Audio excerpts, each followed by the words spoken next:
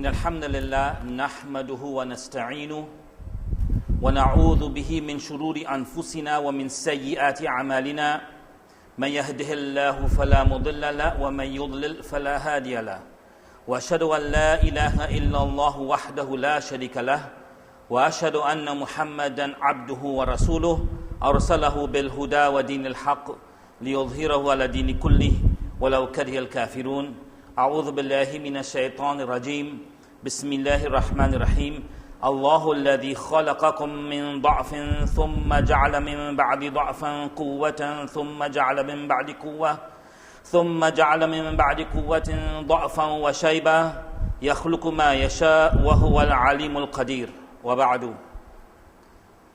We thank the Almighty Allah Azza wa Jal for having given us life, and we pass through different stages of life, and we thank Him that we have reached wherever we have reached in our life. Some of us are young, some of us are teenagers, some of us are, we're 30, 40 years old, 50 years old, some of us are 50 years old, but we still like to believe as though we are 19 years old. And some of us are older, very, very much older. So Allah Azza wa Jal, He says in the Quran, Allahu alladhi khalaqakum min da'af. Allah is the one who created you from, da'af means something that is weak, referring to the mani or the sperm that Allah Azza wa Jal, procreates with, and He creates us that from that. Then He made from after that da'af, and the other da'af in Arabic, when you have two nouns that come together, they are the same noun, but it is indefinite, it means a different one. So the first da'af, he refers to, the first weakness refers to the weakness of the sperm. And then after that, we become infants, we are born and we are infants. So after that stage of infancy, that second weakness means infancy, right? He made us strong. And this is the area we are talking about. He made us into He gave us strength, we can walk, we can talk, etc. And then after that strength, this is where we become youths, right? We become youths and we become mature. He makes us weak again and old, referring to old age. He creates whatever He wishes. He's the one who knows all things. He's most powerful. So we have the stage of that. This verse is mentioned in that we have the stage of weakness, which is the sperm, and then we have the stage of another weakness, which is when we are infants, and then we have strength, which is after infancy. We can walk and talk. We get strong. We can eat our own food. We can go to the toilet and take care of ourselves and all that. And then after that strength, he speaks about another strength, which is the age that, inshallah, all of us are in, the age of youth and the age of maturity, which is called kahl in Arabic. And also after that, now He made us old. What we are talking about today, inshallah, and what we're going to remind ourselves about today, is this stage called the youth. The youth. And when you look at what's happening in society, we say that the majority of the crimes that are being committed, violent crimes and crimes that basically there's harm to somebody else, most of the time they are youths that are doing the crimes. Most of the time it's youths. So we need to understand ourselves as being Muslims and part of this community here in Trinidad and Tobago. We are part of the citizenry, and we need to put in we don't have 2 cents, we have more than $1 million, billion, $1 trillion to put in with respect to reforming this society. But we need to put it in. It just can't be talk. It has to be effort, understanding where we stand as Muslims in our society here in Trinidad and Tobago. A lot of people talk about the society is this and the society is that. Well, the news is that the society is made out of people. The society is not trees and plants and animals and buildings. That's not the society. The society is people. And we as a people, when they say the society is fouling up, we are fouling up. We are messing up because we are part of society. Individually, yeah, we may not be doing a whole lot of wrong, but as a group, the Trinidadian society is messing up, and we are part of it. So we need to extend ourselves. First off, we need to understand what is our role as Muslim youths in Trinidad and Tobago. We have a role to play. Recently, a couple days ago, in London, wasn't it? Yeah. They say a guy stabbed and he hacked a soldier to death on the streets of London, and the guy was a Muslim. The murderer, apparently is a Muslim. Apparently, he doesn't look too old. He looks like a youth. And this is very, very troubling and disturbing, because where is our Islam? Where is our Islam being portrayed? In what form? Where are we getting these laws that tells us that we could do such a thing? There's no law that tells you that. There is no law. And just to mention a little piece of the khutbah I did today, which is relevant as well, because the youths are part of our society. And Rasulullah sallallahu alaihi wasallam, said in a long hadith about when he was in Arafat, and he mentioned that ana faratukum alal hawd, I am preceding you, I will be before you at the fountain. The fountain after resurrection, the Muslims, the believers, all the nations, the prophets with their nations, they will go to this fountain. And Rasulullah sallallahu alaihi wasallam said he's going to be there before us, he's waiting for us. And he says, ana ukathirun bikumul umam, with you I will outnumber the nations.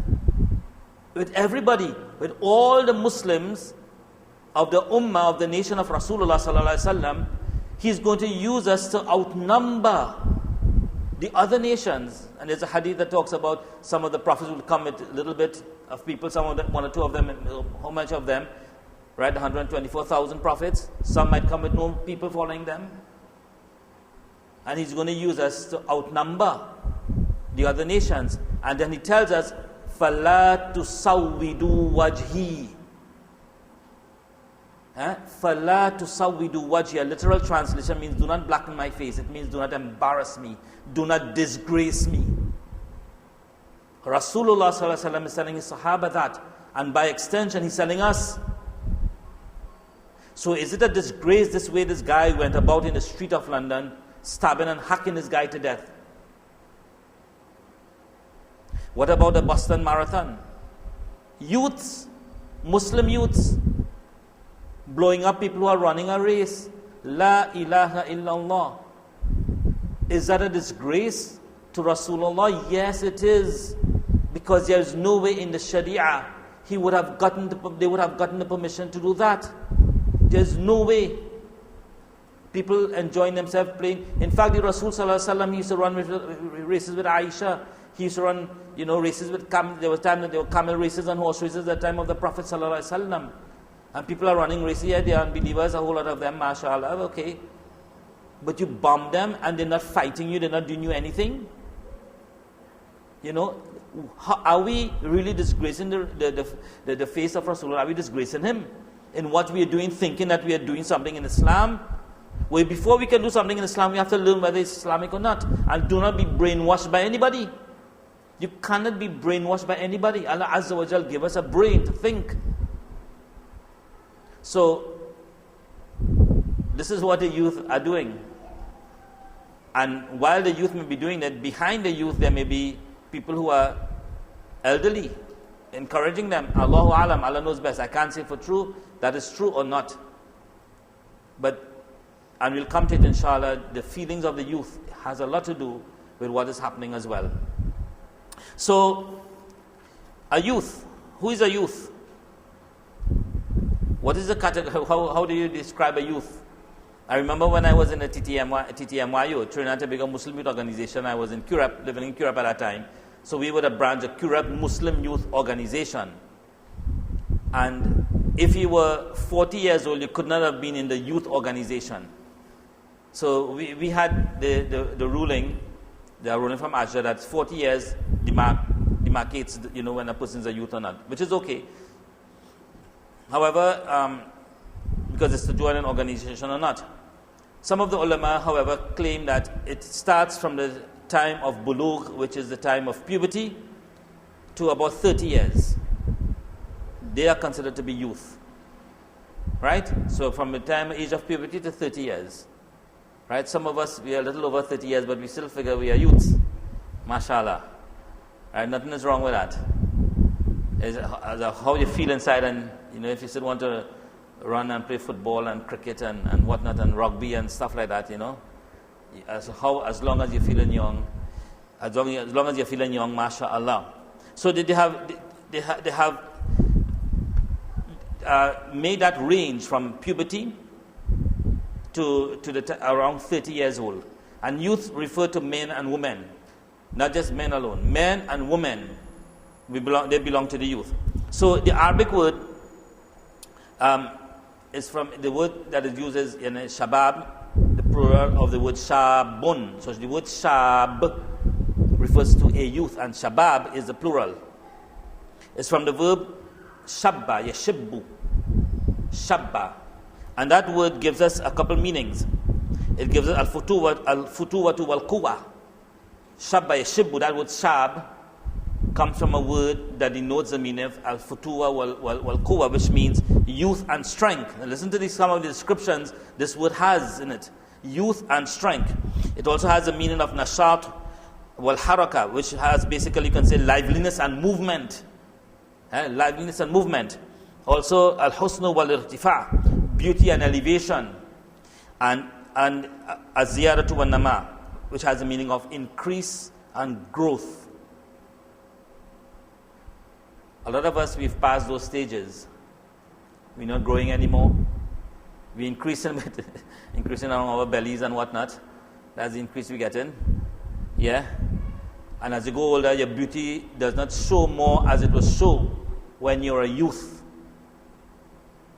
To such an extent that one time one of the companions got married, and Rasulullah ﷺ found out. He saw some stain on his clothing, stain of some things that women would use on their skins and whatnot, little perfume, some yellowness, za'faran. And he asked him, did you get married to a young girl or to a matron, a woman who was married before? And he told him he got married to an older woman. So he told him, Ala bi jariyatin tulaibuka wa tulaibuha. Why didn't you get married to a young girl, a youth? So that you can play with her and she can play with you, and you can enjoy each other. So the companion explained to him that he had some young siblings and not children. He had some younger siblings, he had some younger brothers and sisters, and he got married to someone who was older to help him train and bring up his brothers and sisters in a good way.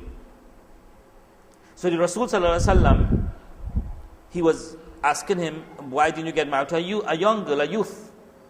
And this was the explanation that he gave. So it is important, to understand that the youth, they play a very important part in our society.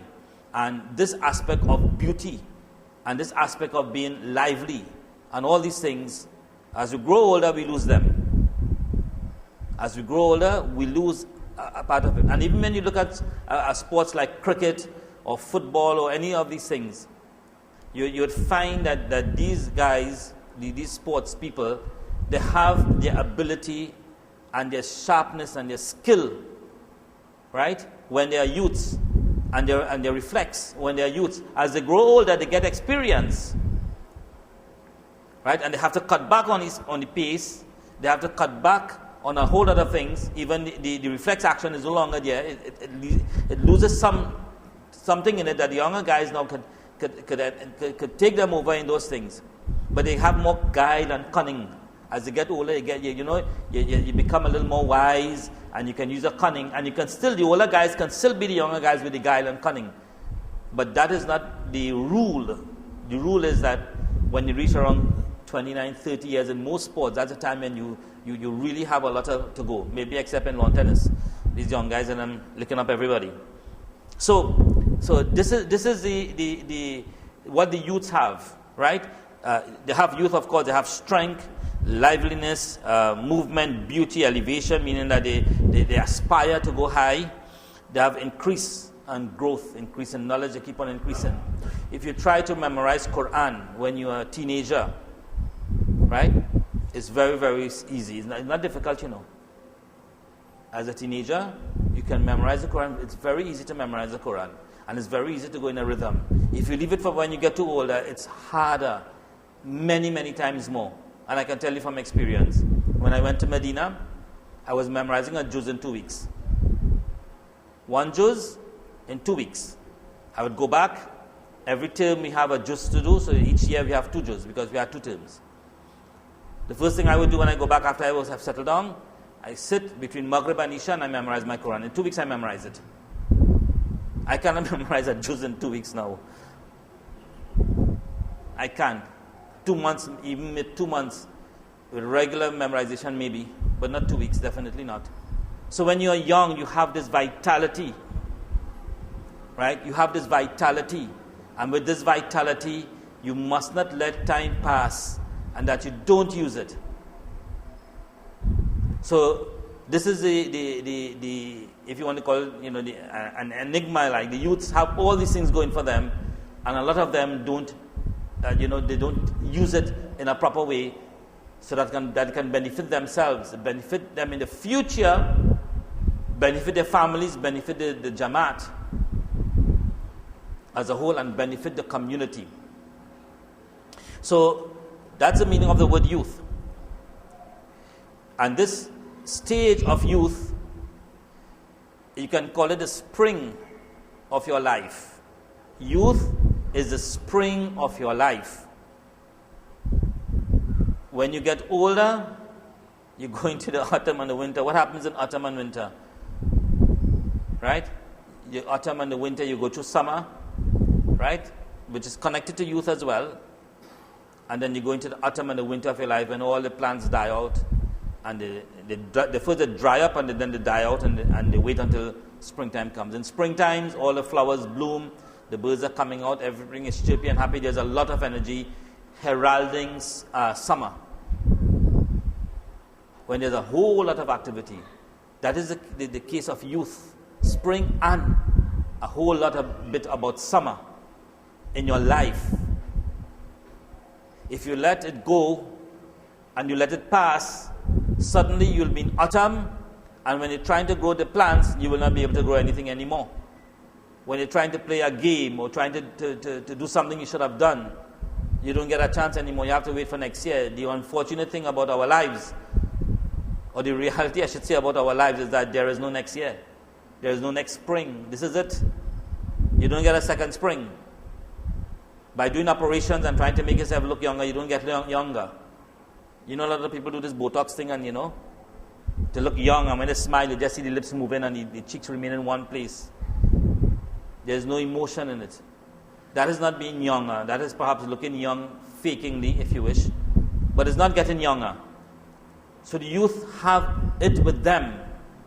They have all that energy, all that time. All things being equal, anybody could die anytime. But, if you want to look at it as being, normally the youths have a longer time than the people who are old. We should be closer to our death than the youth. And there will be some youth who will die young. Nothing is wrong with that. But on an average basis, the youth have more time than the older people. Right?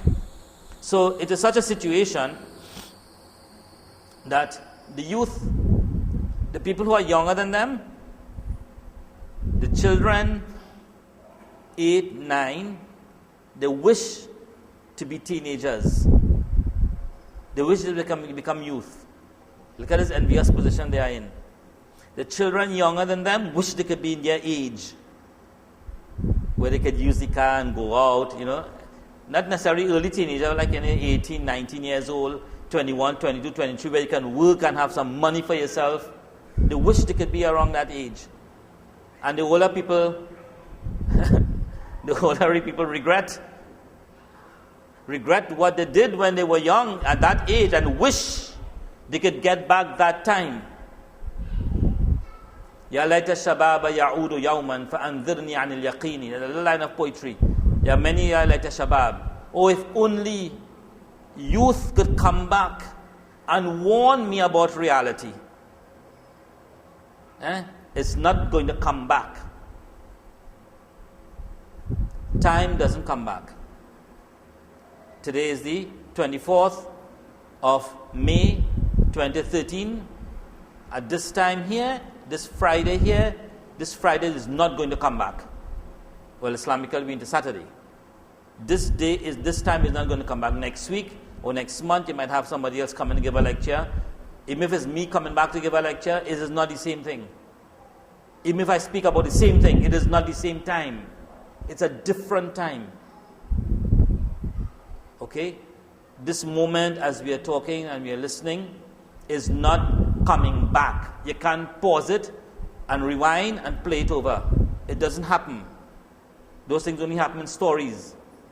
And don't believe those stories. It is not true. Nobody could go in the back. Nobody could go in the future. Except that Allah Azza wa Jal, when He took Rasulullah sallallahu alaihi wasallam on the Mi'raj, He showed him some things that was going to happen and was happening in the fire of hell. That was going to happen in the fire of hell. And certain things, well, He showed him Jannah and whatnot. So Allah Azza wa Jal could do that to His prophets. He's not going to do it to an ordinary person. But we can't go back in time. We may reminisce and dream, but it doesn't come back. So, with that, I want to quote a hadith of Rasulullah sallallahu alaihi wasallam. He says, "Igtanim khamsan qabla khams." Igtanama means to take, to take the opportunity of 5 things before 5. Take the opportunity of 5 things before 5. He says, "Hayataka qabla mautik." Take the opportunity of a life before your death. When you die, that's it. When we die, that's it. Darul Amal, the place where we are doing our good deeds, is finished. وَصِحَّتَكَ قَبْلَ سَقَمِكَ. And your good health, take advantage of your good health before you become sick. Right? So we can become sick now and we say, oh gosh, if I didn't lose my legs, I'll go to the mosque every day. Oh gosh, if I didn't lose my legs, I'll pray. When you had your legs, what were you doing? Right? If I was a young man, I would have do so and so and so. When you had your youth, what were you doing? So the ones who are the youth now, what are you doing, my dear little brothers and sisters in Islam? My dear children, or youth, what are you doing? You do not have to push your hand in the fire to realize it burns you. The meaning of that is that you can take from other people's experiences. You do not need to say, well, I want to experience it before I know it's wrong. That's like reinventing the wheel. Everybody wants to invent the wheel. You don't need to do that. Take your effort and do something else. So you do not have to go down a haram street and say, let me experience it. I want to walk down the road with a gun in my pocket, for instance. You went through that. Let me experience it. If people shoot at me, I'll shoot back at them. You don't have to go through all that. We have experienced it. It is bad. It's a bad experience. It is not good when people are shooting at you and taking the lives of people around you, or dealing in drugs, or prostitute, or having women, or drinking alcohol, gambling, and not praying and fasting. What happens when we die like that as a youth and not doing any of those things? How can we answer to the Almighty Allah Azza wa Jal? How can we? So take opportunity of your good health before you become sick, and this is a big one, and your free time before you become busy. Your free time before you become busy. We have this statement here in Trinidad, a killing time. La ilaha illallah. I have some time to kill. Make dhikr. Make dhikr. Read some Quran. Right? And if you have so much time to kill, take a rest. At least revitalize the body. Do something good. Go in the yard and plant some tomatoes and baigan and things. Do something good. Right? Go down the road to see if you can help somebody cross the road. Do something good. Intend something good. Don't kill the time. It ain't going to come back. Okay? And I'm telling you from experience as well, and the older folks will tell you, time does not come back. And one of the things that the people in Jannah will regret, people in Jannah regret things, not bad things, but one of the things they regret is that they did not spend more time doing ibadah, doing worship, because of the amount of benefit you're going to get from a little amount of worship. Again, plenty benefit. They say, oh gosh, if I had done more ibadah, what the amount of things that Allah Azza wa Jal would give to me. I'm missing out on that. Right? Just like studies, if I'd put in more work, I'd get better grades. I passed with a 3 and I thought I was going to fail. If I'd done more studies and I know I had the ability to do it, I'd have gotten a 1, a distinction, a 1 plus, or whatever it is to call it. Okay? So your free time, make use of your free time before you become too busy. How are you going to become too busy? Get married. Get married and have children. Enough said. Right? Or just get married and you'll see how you become busy. And you have to go and work. You see, when children go into school, they don't think about what will happen when they get married. I mean, sometimes they think about one thing, what will happen when they get married. Right? That is to have a female companion or a male companion. But you don't think about the other things. Because now it's no longer mom and dad, it's her mom and her dad. It's no longer my brothers and sisters, it's her brothers and sisters as well. So it's double up. And then when you start having children now, it's the next kettle of fish. You become so busy. Okay? If you think running behind a 2-year-old is easy, try it. Get married, have a child, and when that child reaches around 2 years old, when the child could walk and run, see when the child can't move, I don't want to say it's easier, it's different. I will say it's different. You all experience it for yourselves, who haven't experienced it yet. And then when the child gets a little older and become a teenager, inna lillahi wa inna ilayhi raji'un. Some of the brothers and sisters don't know what to do with that child. And this is what we are addressing today. So take care of your free time before you get too busy. And this is the one. Take advantage of your youth. Shababaka qabla haramik. Take advantage of your youth before you get old age. Use your youth before you become old. وَغِنَاكَ قَبْلَ فَقْرِكَ. And make advantage of your wealth before you become poor. And if you think you can't get poor, Allah Azza wa Jal, تُؤْتِ الْمُلْكَ كُلِّ اللَّهُمَّ مَالِكَ الْمُلْكَ تُؤْتِ الْمُلْكَ مَنْ تَشَاءُ وَتَنْزِعُ الْمُلْكَ مِمَّنْ تَشَاءُ. You know what time you make that dua? Oh Allah, كُلِّ اللَّهُمَّ مَالِكَ الْمُلْكَ, the owner of everything, all the dominion. And then what comes after? تُؤْتِ الْمُلْكَ مَنْ تَشَاءُ. You give dominion to whomsoever you wish, and you remove it from whomsoever you wish. So if a man is a trillionaire, that's real money, A millionaire is plenty money, billionaire is even more. Trillionaire, you can't count the money you have. Or a billionaire, or whatever, Allah Azza wa Jal could take away his wealth and make him a pauper. Right? He could take his wealth away and make him a pauper. And he could take the pauper and make him into a billionaire. And that, you can hear that story all over the place. People were very poor and they became billionaires. So that is that hadith encouraging us to utilize our youth. So the older people, they have this problem that if I was younger, I would have done this.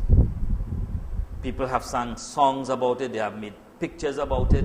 Another chance, another chance. We don't get another chance. So the stage of your life is very, very, very important. This is the stage where you develop and you learn and you become disciplined. Tools that you need for the future. You learn about life and you become disciplined. So, are the youth very, very important or not? Are they important or are they not important? Well, think about it. The youth are people. They're not some, like when we talk about a youth group or the youth in the Jamaat, we're not talking about we're going to bring some gathering of people somewhere remote and bring them in. They are part of the Jamaat. They are part of human beings. They're not, like one time some people used to consider women as not being humans. Yeah, slaves as not being humans. We're all human beings. We're not some jinns or some animals or so. They are not that, they are human beings. And there has been a lot of discomfort, if I may use the term, between who are considered to be the youths and the elderly people, and the elder people in the Jamaat, the elders in the Jamaat. Right? And I remember a long time ago, there were some problems with the youth and the elder people in Jamaat. The elder people are stuck with their ways. They do not want to make change. And the youth want change like yesterday. And with that, you're going to have a problem. But they are part of the Jamaat. Every single thing that goes out in Jamaat goes out as well to the youth, because they are part of the Jamaat. And if the Jamaat are to make a decision, you have to have the youth present as well. They are part of the decision making. Okay? And anytime we go we have one representation of the youth group to meet with the whole members of the members of the Jamaat, the people who have position like the Imam and the President. Well, I don't agree with Imam and President in the first place, because in Islam, the Imam is the leader. In Trinidad, the President is the leader, and the Imam is only here for Salah. That is wrong. You only have one head. If you have two heads, you have a problem. You have to have one head. Anytime you have an Imam and a President, you're going to get trouble. The Imam is the leader.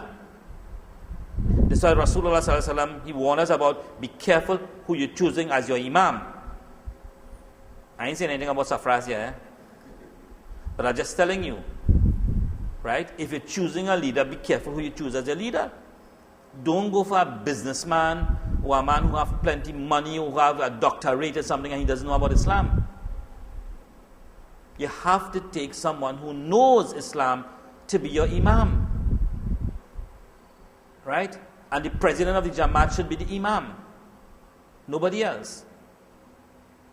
And this is how I feel about it. And this is how, as far as I'm concerned, this is the Islamic way to do it. You can't have two heads.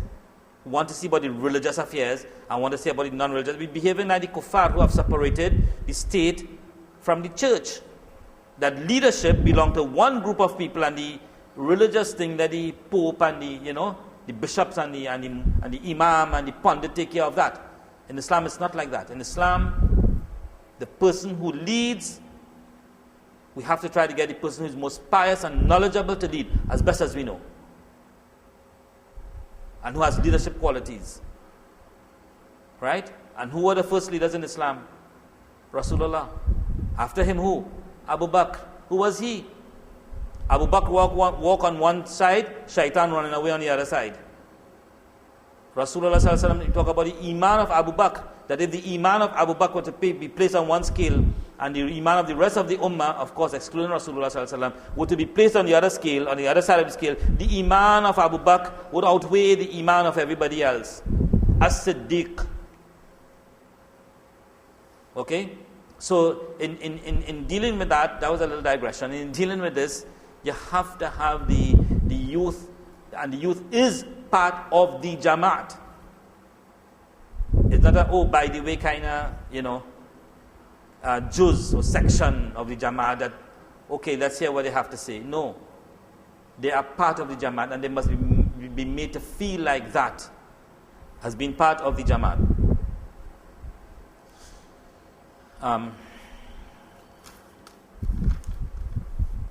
So, the big goal of life is worship.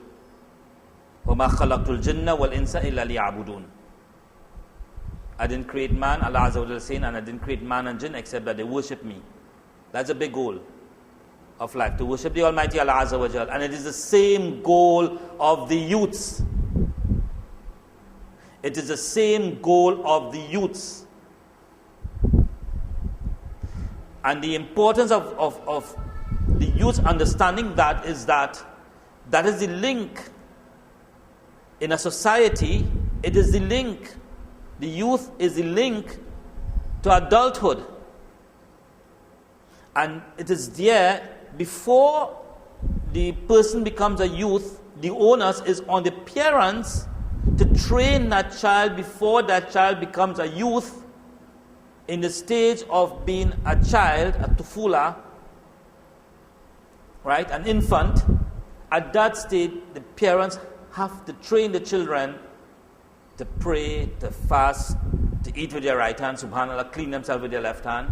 All the things that need to be, that child needs for training, the onus is on the parents. That when that child becomes a youth, there will be an impetus. You don't have to start training now. Right? He said in hadith that what? Command your children, right, to pray when they're 7 years old and beat them for it when they're 10. Not a big beating, but if 3 years you praying, your wife praying, and the child, the child is praying with you and whatnot, and after a while, the child doesn't want to get up and doesn't want to pray Dhuhr and Asr and whatnot, and reach 10 years old, and you give him a little some lash on the bottom. But you don't wait for that. If you're praying, the normal thing is 99% of the time the child is going to come with you and pray. There's no need to hit the child. The child is going to come with you to pray. It's because of your negligence. My son is 8 years old. Oh gosh, he's sleeping. He had a heart project on last night. He went to sleep late. I want to wake him for fudge. Don't do that. You are at fault here. You should be flogged as a parent. That's giving the child bad habits. But I bet you, if you had a project that he worked late last night, right? And he has to, and you all were going to go for vacation the next day, and you have to be in the airport for 4 o'clock in the morning. That child getting up 2 o'clock. Okay? Traveling to Disney World or to any place, maybe except Makkah and Medina, doesn't save you from the fire of hell. Getting up to pray does. Right? I should say, may not necessarily save you from the fire of hell, but getting up to pray does, by the mercy of the Almighty Allah Azza wa Jal. So the onus is on the parents to train the child. When the child reaches the age of shabab, the age of youth, that child already has it in the system. I am praying. Right? A girl, hijab. By the time a girl is 8 years, 9 years old. Right? Mustahad, they call them. That they're girls, when certain people would look at them, younger children, of course, they would find them, nice and attractive and whatnot. So before a girl reaches the age of puberty, she should already be in hijab. Right? She's mustahan, she's an object of desire, not by old people, but by people around their age, 13-year-old boys and things, could look at 9-year-old girls and have a desire for them. Okay, so at that time, before they reach the age of puberty, they must start wearing hijab, because if a girl, before she starts in her period, her breasts start to develop, and then this is the normal thing. So from the time that starts happening, she should be in full hijab. But how can you have a child going in hijab when you never train the child? So when she reaches the age of puberty, and the boys as well, salah, we've been praying. By the time of age of puberty, fasting all our fast in Ramadan, and doing what is required of us, basically.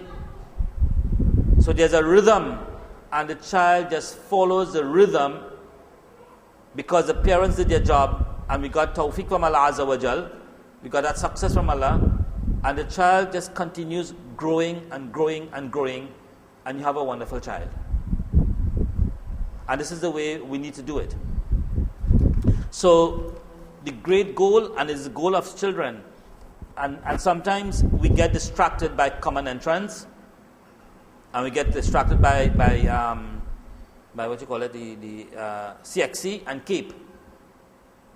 Right? We get distracted a lot, where we hold back on Islamic values, and we push pass exam.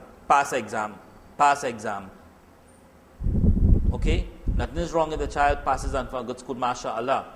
But you do not hold back a child's Islam because of that. Again, our goal in this world, as the Quran tells us, Ya ayyuhalladhina amanu ku anfusakum ahlikum nara. or you believe save yourself and your family from the fire of hell. If the child is learned to live for this world, in this world, to live in this world for this world, that is what the child is going to do.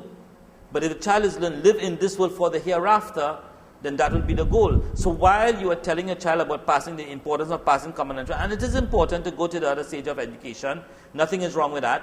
And if people do not choose to send a child to an Islamic school and send it to the ordinary school, nothing is wrong with that also.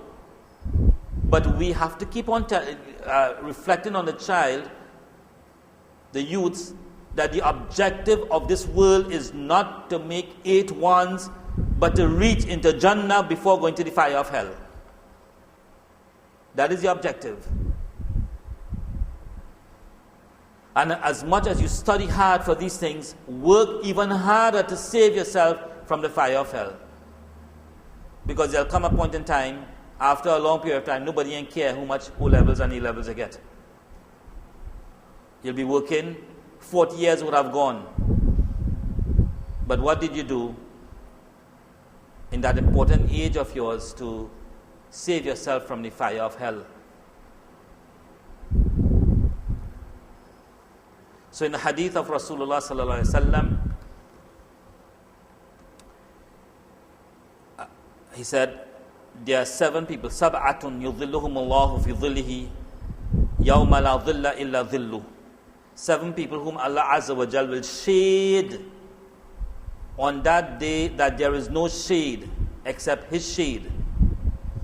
7 people whom Allah will shade in His shade on that day when there is no shade except His shade. And if you figure, what shade are you talking about? There's a hadith that talks about on the day of judgment, the sun will be brought close to us. Yes, there will be destruction and all that. But after that, the sun will be brought close to us the length of 1 mile. And there are 2 explanations for it. 1 mile that we know of, like a mile that we travel. And also the mile is, and this is even worse, a little stick that you used to put kohl in your eyes.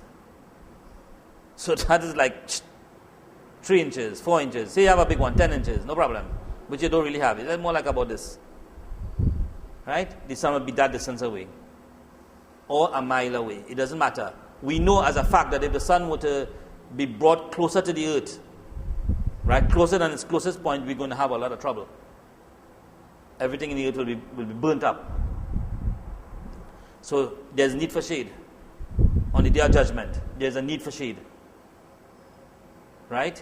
And we ask the Almighty Allah Azza wa Jal now that He shade every single one of us in the mosque. And that He, and by His mercy, extend the shade to all the Muslims, alive and dead. Say Ameen. And the second aspect of it, Al-Imamul Adil, a just Imam, a just leader. A just leader. Right? That's another topic by itself. وَالشَّابٌ نَشَأَ فِي بِعِبَادَةِ اللَّهِ تَعَالَى subhanallah. And a youth, shab, who grow up in the worship of Allah. A youth who grew up in the worship of Allah. Now the parents play an important part in the initial stage of that. Right? So a child, by the urging and encouraging of the parents, will keep on praying salah maybe until 13, 14 years old. But if the child goes haywire by himself after that, then the parents are really not responsible. So after that now, and the majority of the time, remember we're talking about puberty to 30 years. Puberty to 30 years. And there's that rocky period in the middle there from 13 to about 19. Very, very rocky. That a child could do a whole lot of things, but the child now is responsible for his deeds, or her. So, we have to buckle up and be strong. Now, what is the importance of that in the Jamaat? That period of time of the child, like 13 to about 18, 19 years old in Jamaat, it is very, very important. I wonder, in our time, they had this, as I said, this Muslim youth organization going, and a lot of youth used to come out. We used to have meetings and whatnot and make records, and we used to have matches on Saturdays and Sundays, and then have meeting this Jamaat having bazaar, and the youth would go. I do not know how many youths come out in every single Jamaat? Because we have a lot of competition now. Cell phone, internet. And it's a reality that we have to face. Most likely these things ain't going away. And we have to face it. This is where the parents come in to play. Dealing with cell phone and internet is a very ticklish problem. It's a very ticklish affair. And if we do not deal with it right, we could lose our children. Right? And we can have a lot of problems in the home. So we need to deal with it right. It's almost like a bar of soap, a wet bar of soap. You have it in your hand, you just leave it like that, it will slip out of your hand. You hold it too tight, it's going to slip out as well. So you have to kind of hold it firm and be a little lax with it. Not lax that it goes into haram. Right? Not too lax that it will go into haram. And this is where you all come into play. There is going to come a time when the child has to choose for himself. But if proper, you see, do your children pray because they are afraid of you? That when you're home, they make sure they pray, and when you're at home, they're not praying? Then we messed up. We did not teach them the importance of Salah properly. We did not teach them to love praying. Students, if teachers were to tell the students, the teenage students, if you do homework, it's not a problem. If you do it, it's not a problem. Would the students do the homework or not? But if they are made to love what they do and see how important it is, they will do it. Right? So I had a class, Mufti Wasim gave me a class to teach. Arabic, not Arabic actually, it was maths some years ago. I taught maths for about 4 years, Form 1 and Form 2. And this is what I would tell my students. The compulsory thing to do is write down the homework in your homework book. If you don't want to do it, no problem. You're not going to be punished. Right? But I prefer if you do it, it will be better for you. And, I'd ask them to do about 5. Just about 5. If you do 10, it's remarkable, it's really good. And the majority of the time, if not all the time, I think all the time, most of the students did the homework. And they did more than what I asked them to do. And there were 1 or 2 times when they didn't do it, and when I asked them why they didn't do it, it was because they had other homework to do and it was too much. And because I told them they wouldn't be punished, they didn't do mine. And there would have probably been 1 or 2 instances where 1 or 2 students didn't do it. But the majority of the time, they did it. So if we can teach the students so that they could appreciate what they're doing and understand this is for their benefit, instead of forcing it into them and making them afraid of you, instead of wanting and loving the action, this is what's going to happen. They're not going to do it when you're wrong. So we have to devise a way where we can have that rapport with our youth. And it's important. It's important. A lot of people say, I don't consider he to be my family again. He gone bad. How he gone bad? Were you a friend to your child?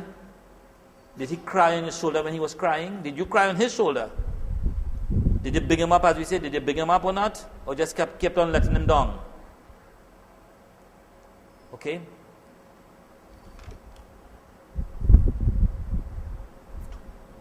Okay, so the importance of that now is that we who are perhaps a little bit older, we're going to get older or we're going to die.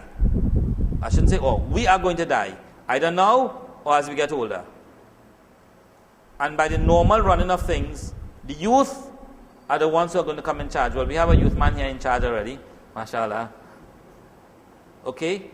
But as we grow older, so as Brother Shafraz goes older, next 30, 40 years, and he's alive and he's still Imam, MashaAllah.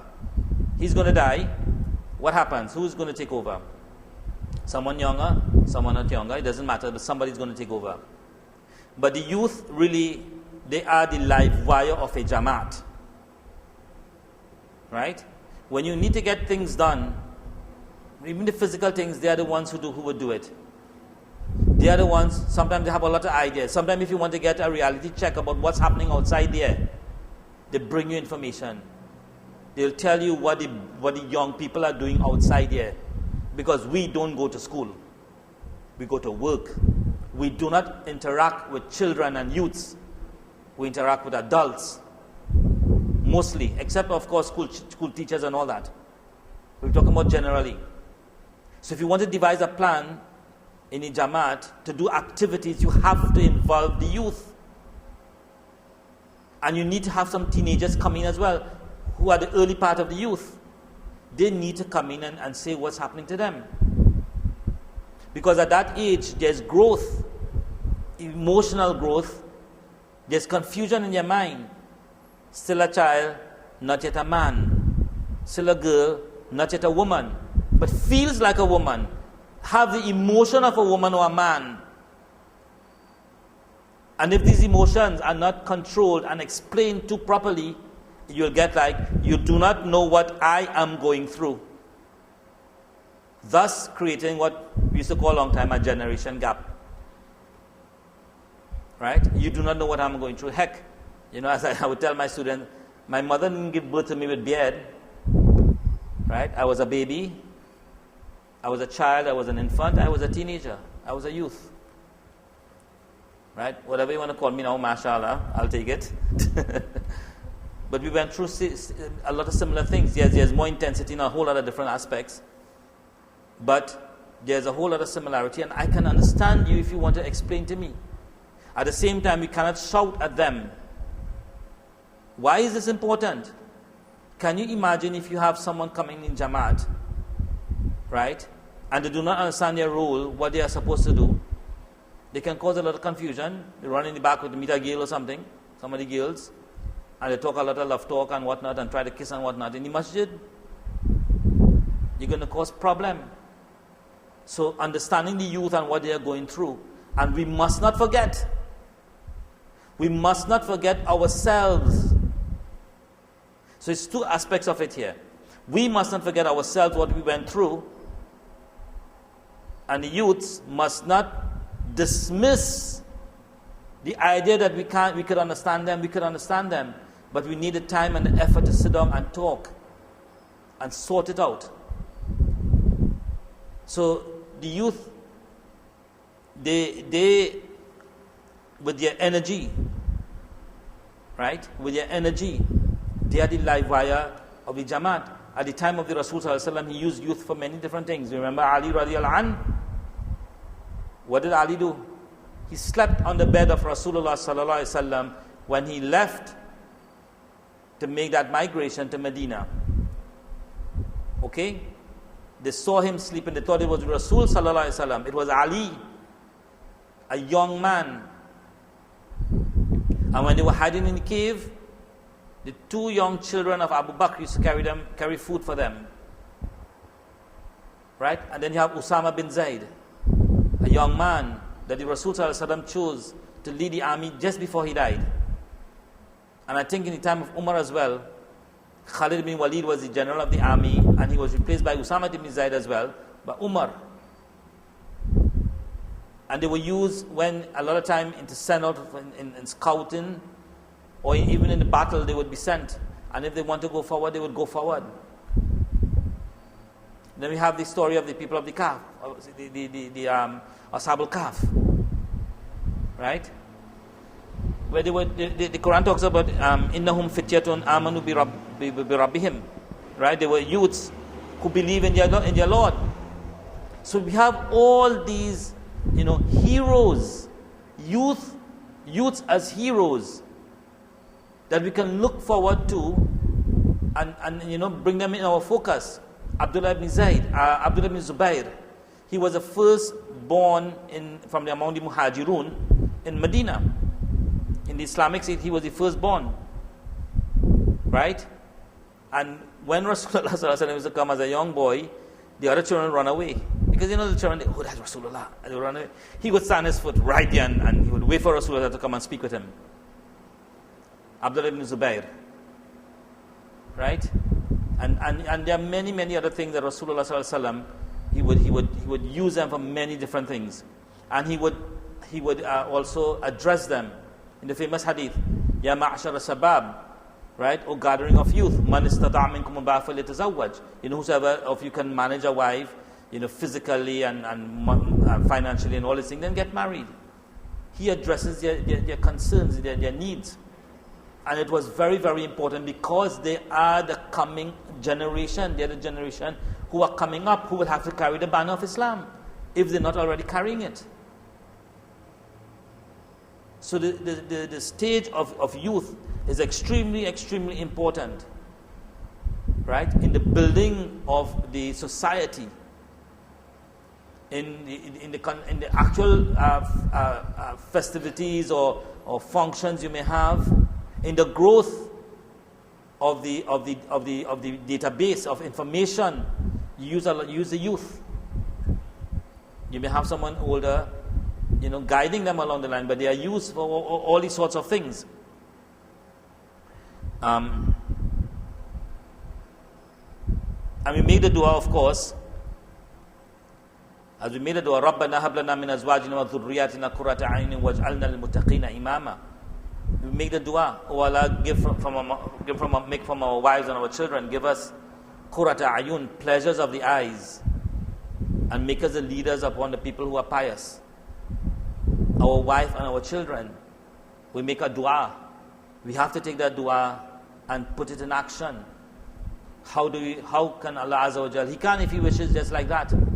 But there has to be a certain amount of effort and work from our aspect, from our angle, for us to be pleasure of the eyes of our children and our wives, and for they to be that same thing to us. A child does not just grow up in a vacuum, right? So the youth, they are extremely important in the society.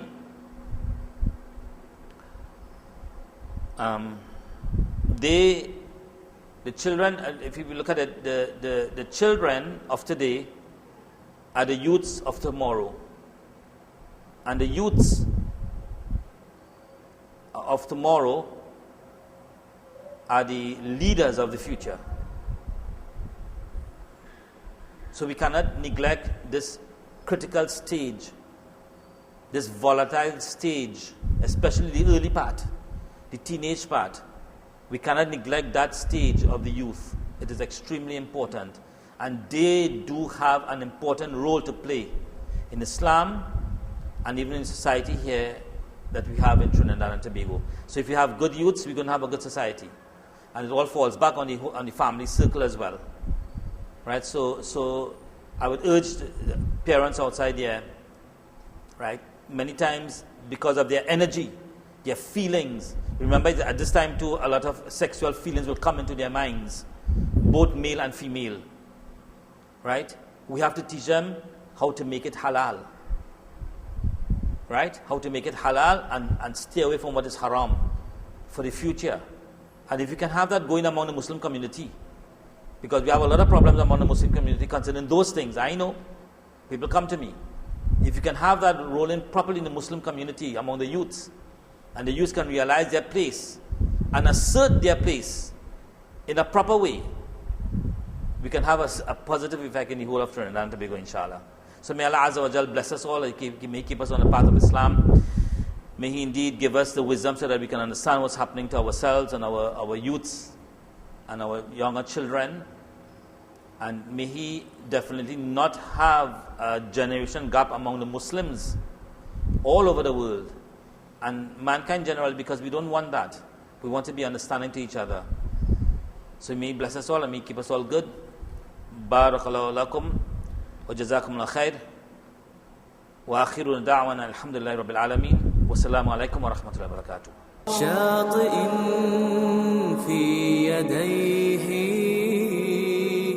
كفارة للخطايا وشاطئ في يديه كفارة للخطايا ذهبت يوما إليه بأدمعي وشقايا ورحت ألقي عليه تبتلي وهدايا يا